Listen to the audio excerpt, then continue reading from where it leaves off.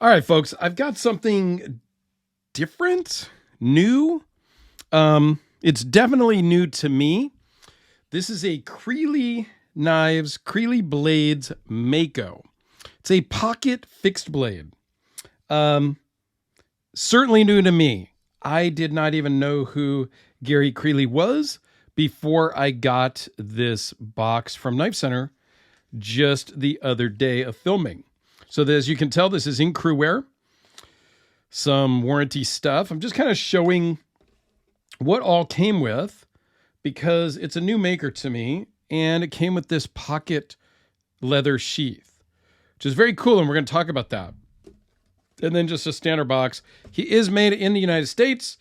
He is outside of Allentown, Pennsylvania. So let me just put the box off to the side, and let's talk about this everyday carry pocket fixed blade. Now, a lot of people have tried to get me or have talked to me about carrying a fixed blade. And we know that fixed blades are not my thing, so to speak, although I do have a few, right? So here is a Frank Fisher fixed battle. Not the most practical of everyday carry blades, right? It's cool. I love it. And it's in a leather sheath that is absolutely better than cardboard. Inside joke. And then I do have this mini Hellraiser from Jim Skelton that he made for me as a custom, and in a horizontal leather sheath, which is also cool. It is in a kind of an EDC size, if you will. And then Ed Kim over at Red Horse Knife Works made me this mini Hellraiser to match my folding Hellraisers. And he says that this is the perfect EDC size. And it is very similar to the Creely Mako. The sheath in here is Kydex sheath. It's got no clip. It's not super pocket friendly. So I haven't really carried this. I don't really carry fixed blades. However, this one is super cool. Now, it's kind of smaller than Jim Skelton's Hellraiser.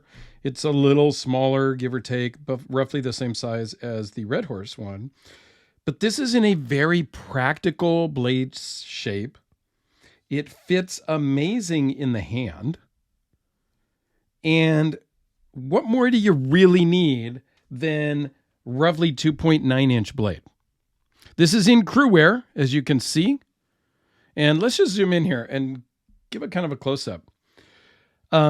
Gary Creely has his own YouTube channel, which I will link down below. And he seems like a very cool guy. I have not talked to him yet. I haven't watched all of his videos. I watched a couple and was impressed. You've got black G10, orange liners. I think it looks great. I love the black and orange colorway. And I'm really impressed with this. And I didn't know that again, I'm not sure I'm going to become a fixed blade carrier.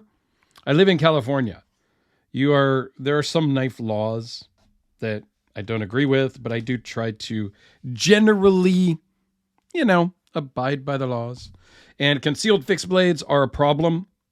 And once you put this in your pocket with the ulti-clip here, probably becomes a concealed fixed blade. Now, I'm not a lanyard person either in general. However, a lanyard on this might really help in removing it from the sheath. And you do have a generous lanyard hole. It's kind of sculpted out. It would work really well.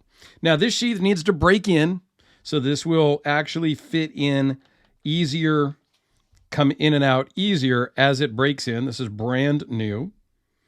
And I actually watched Gary do a video on how far in should the knife be. And he clearly states it should be all the way into that bolt. All right, well, there you go.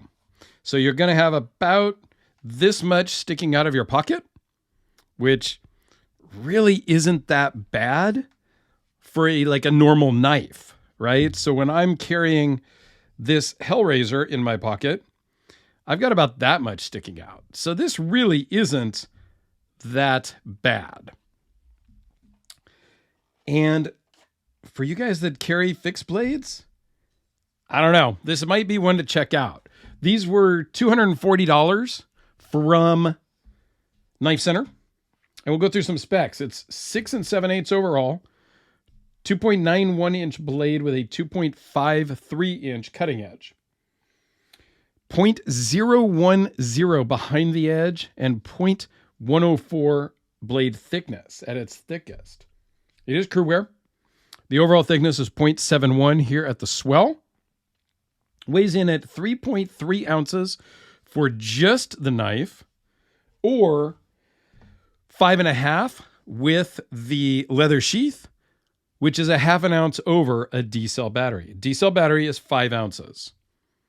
So you roughly have a D-cell battery in your pocket when you're carrying this. Now, there are 3 variants or 3 processes that Gary has. And I'll put a image up here in the corner that talks about them. But you have the PG series, the Precision Ground, which this is one of. You have the CU series, which is the Custom. And then you have the SA series, which is the Sole Author. And you can read about what those are there in the corner. Basically, everything is done in-house on the PG other than the bevel grind and the heat treat. On the Custom series, the heat treat is outsourced. Now, outsourcing the heat treat is very common for a ton of makers. That's not a negative. That's not a dig at them at all. Not everybody's going to have a heat treat oven in their shop. It's easy to just send stuff out. That's not a problem. And then the Sole Author, the SA version, is he does everything in-house other than the profiling. It's odd in his wording. It says may or may not be done in-house. Anyway, you get what you get there, right? I think this is just a lovely little blade. I think Professor EDC, who this belongs to, is really going to like it. I think this is right up his alley. Might be a little small for him in the fixed blade size, but we'll see. I don't know. I think it's very cool. So there is also a left-handed sheath option when you order from their website. Now, these are custom made. There is a lead time typically. I'm not sure if Knife Center just bought a batch and had them on the shelf or whatnot, but from their website, which will be down below, there's a lead time on different things. So go check that out. When you order this knife, you can pay a little bit of an upcharge to have the left-handed version made. I don't think you can just buy the left-handed one, the way I read it. And yeah, it costs a little bit more. There's like an upcharge to make the left-handed one because they're generally pumping out the right-handed ones. So for the one-offs here and there left-handeds, I'm okay with that being a little bit of an upcharge. All right, I'm not a problem with that. So let's do a couple of size comparisons really quick so you can get an idea on just how big/small this knife is. Here it is with a Sharpie and the Spyderco Delica.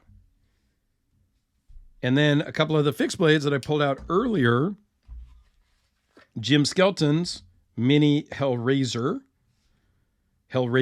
with an S, and then Ed Kim's Hellraiser Razor is roughly the same size. Now, I'm going to say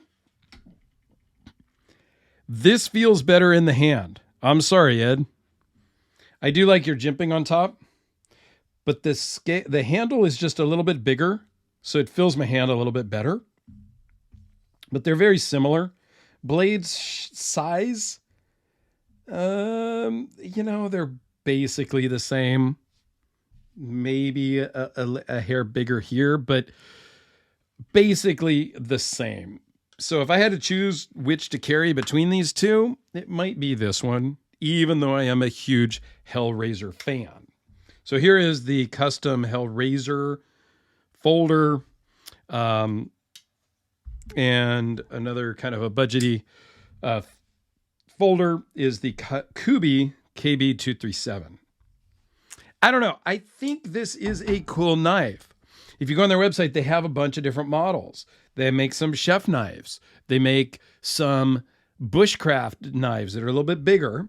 They also make a couple different smaller ones.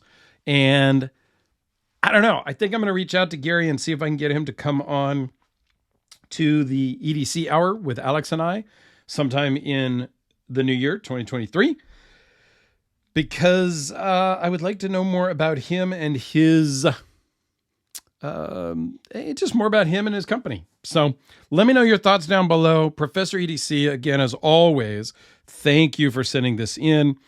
Knife Center, Kristen, thank you for working with Professor EDC and I. Please go check out the Creely website, the Creely YouTube channel, and Professor EDC's channel for loaning this in. Have a great day, guys.